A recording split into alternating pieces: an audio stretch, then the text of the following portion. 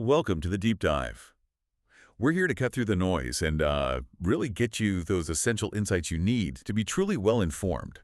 Today, we're taking a closer look at a really fascinating perspective on financial markets, something a bit different. We're diving into how we can maybe move beyond just the surface level, the obvious stuff, and start to understand the more subtle language markets actually speak. Our guide for this is I found it quite thought-provoking, a document called Beyond Red and Green. Understanding the language markets actually decode the markets with vTrender. And it really throws down a challenge to how a lot of us, myself included sometimes, first approach looking at market charts. So here's the big question for you listening. What if those charts we usually rely on, the ones full of red and green bars, what if they're only giving us like half the story? Or maybe even less? What if there's a whole richer conversation happening that we're just not tuned into? Yeah, that's a great way to put it. What jumps out immediately from this source is how it challenges a really fundamental assumption most people make about market data. It basically says, hold on, maybe what you think you're seeing on those standard charts isn't the full reality. Right, because everyone starts there, don't they? Those charts are the entry point. But this vTrender source, it's not just suggesting a little adjustment, it's asking us to fundamentally rethink what information we're actually getting and what we might be missing. Let's unpack this a bit. So for anyone who's ever looked at market data, the visual starting point is almost always traditional OHLC data. That's your open, high, low, close prices, usually shown as those candlestick things or maybe bar charts. We see a bar, it goes up, it's green, goes down, it's red. We draw conclusions. It's kind of the universal language, or so we think. And that's exactly where this source throws down the gauntlet. It makes this really bold claim, it says. Traditional OHLC data, even at 1-minute intervals, misses the entire story. Yeah. Think about that. Not just daily charts, but even 1-minute data, which feels super granular, right? Even that is apparently not enough to really understand what's driving the market. It's arguing we're missing crucial context even when we zoom way in. It's quite provocative. Okay. But let's be fair, the source isn't saying OHLC is useless, is it? It does have its place. What foundational truth does it communicate well? The source says, those bars can tell you that price moved from point A to point B. And that's undeniable, isn't it? It's the basic fact of the move. Absolutely. It gives you the historical record. Price started here, it hit this high, this low, and it finished there. Done. It's the what. But, and this is the crucial pivot in the source material, it immediately asks what OHLC cannot tell us. And it lists 3 key things missing. But they can't tell you how it got there, who pushed it there, or why it moved with such force or hesitation.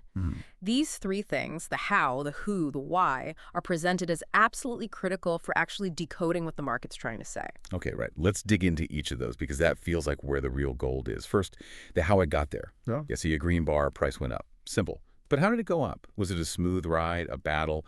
What details are we missing just looking at that simple bar, and why does that internal journey matter so much for understanding what the market really means? The how is all about the narrative inside the bar, the path taken, which OHLC just completely flattens out. It's the twists and turns, the pauses, the fights between buyers and sellers that happen second by second.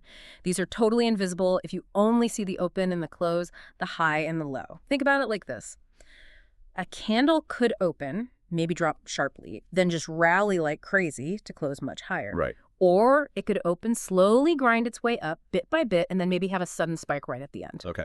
Both scenarios give you a green bar, maybe even the same size green bar, but the story of how it got there, completely different.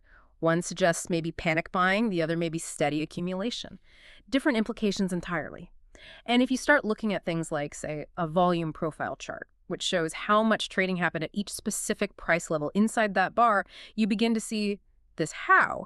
You might see a huge amount of volume traded down near the low before it rallied. That suggests buyers stepped in aggressively right there. Defending that level. Exactly. Or you might see tons of volume near the high, which could mean sellers are pushing back or people are taking profits.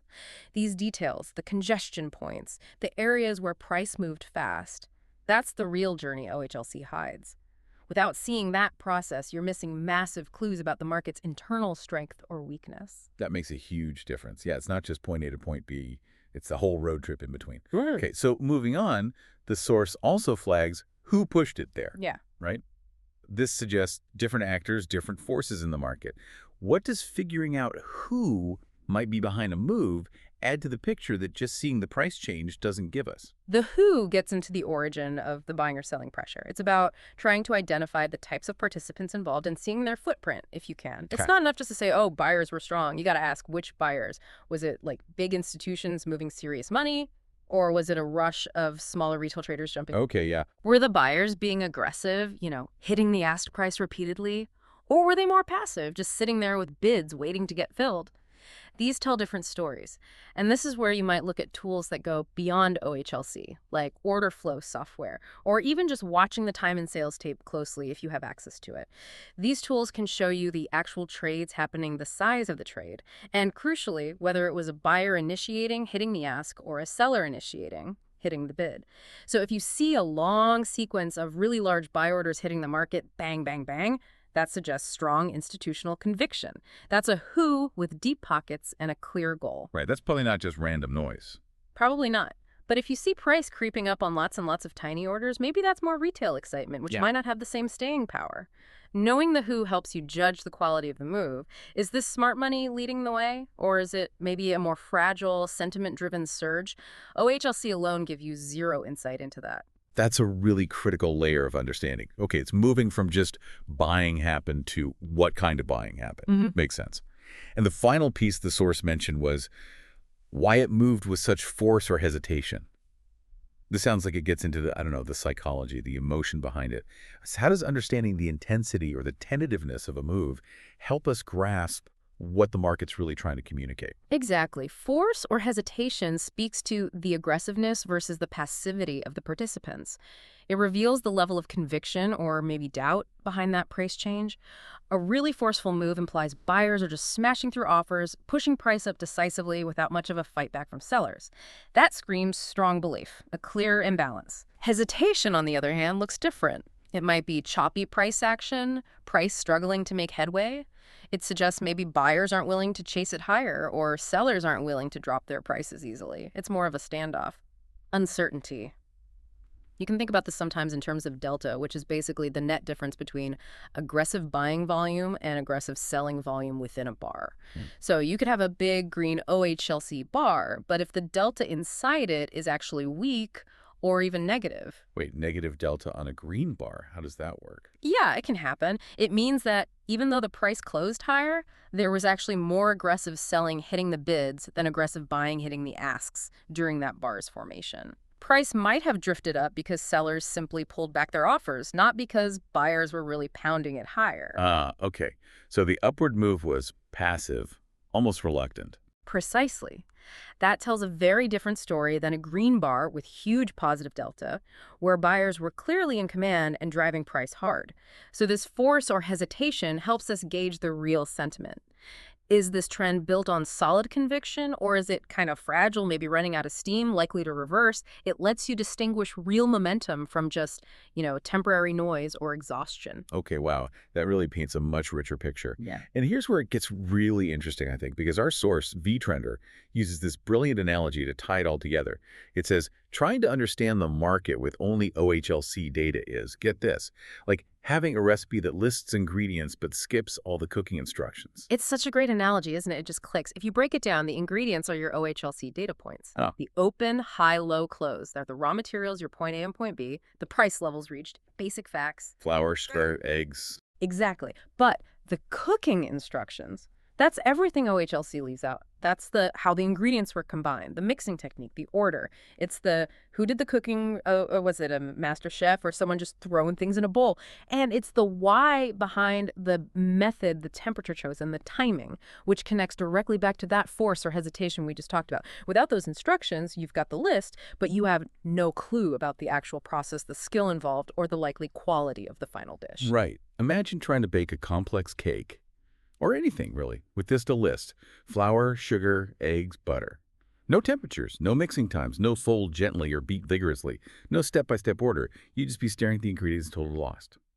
So in our market kitchen, if we're missing these crucial instructions, the how, who, and why, what kind of dish of market understanding are we actually creating, it's probably not very reliable, huh? It's incomplete. At best. Probably inconsistent, definitely hard to replicate, and you certainly wouldn't want to bet heavily on predicting the next meal based on it. You might know what happened, the price went up or down, but you lack any real grasp of why it happened that way or how that specific result came about. The analogy just nails the critical gap, doesn't it? The gap between simply seeing raw data points and actually gaining useful, actionable insight. It highlights the difference between just looking at a price chart and truly decoding the market's underlying message, the forces actually shaping those red and green bars. Okay, so let's bring this back to you, the listener. What does this all mean for you, especially if you're someone who values, getting knowledge quickly, but also thoroughly, and you want to avoid that feeling of being swamped by useless information? Yeah. Well, I think for you, the learner, this whole deep dive serves as a really potent reminder. It shows that genuine understanding, especially in complex areas like markets, means you've got to look beyond the easy surface level stuff. It's an encouragement, really, to seek out sources, tools, methods that give you those cooking instructions, not just the list of ingredients. For instance, analytical approaches that incorporate things like volume profile analysis or order flow analysis, the kinds of things that start to reveal the how and the who inside those bars. Those are the methods that start to fill in the blanks left by basic OHLC. They help provide that richer context. So it's about finding ways to see the process, not just the outcome. Exactly. That's how you get those real aha moments, those moments of genuine insight where things click into place. It's how you move from just knowing that price moved to starting to understand how it moved and why it moved that way. This approach, the one highlighted by our source document from vTrender, is really about equipping yourself to hear the market's entire conversation, including the whispers and nuances, not just its loudest shouts represented by the close price. That's a really powerful way to frame it. Okay, so to quickly summarize the core takeaway here, Yeah. those traditional OHLC charts, they're useful. They show us what prices did. That's the basic record. But our deep dive today, guided by this beyond red and green source, really hammers home their fundamental incompleteness. They miss the vital context of how the move happened, who was driving it, and why it moved with that specific force or hesitation. It's like that recipe without the instructions, the parts, but not the process. And it's not just about piling on more data. It's about finding better, more insightful ways to see what's happening. Absolutely. And it really emphasizes the value of peeling back the layers, looking beyond the most obvious data points to understand the underlying mechanics, which naturally leads to a broader question for you to think about. What other languages are out there, maybe in markets, maybe in other complex systems you deal with in your work or life?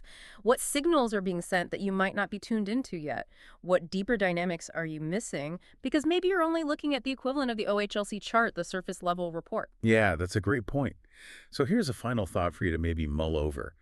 How many recipes are you using in your daily learning or maybe your decision-making that might be missing their crucial cooking instructions? How much deeper could your understanding be? How much better could your decisions potentially become if you started actively searching for that hidden context, the how, the who, and the why behind the results you see every day? Something to think about. Keep seeking that deeper understanding, and we'll catch you next time on The Deep Dive.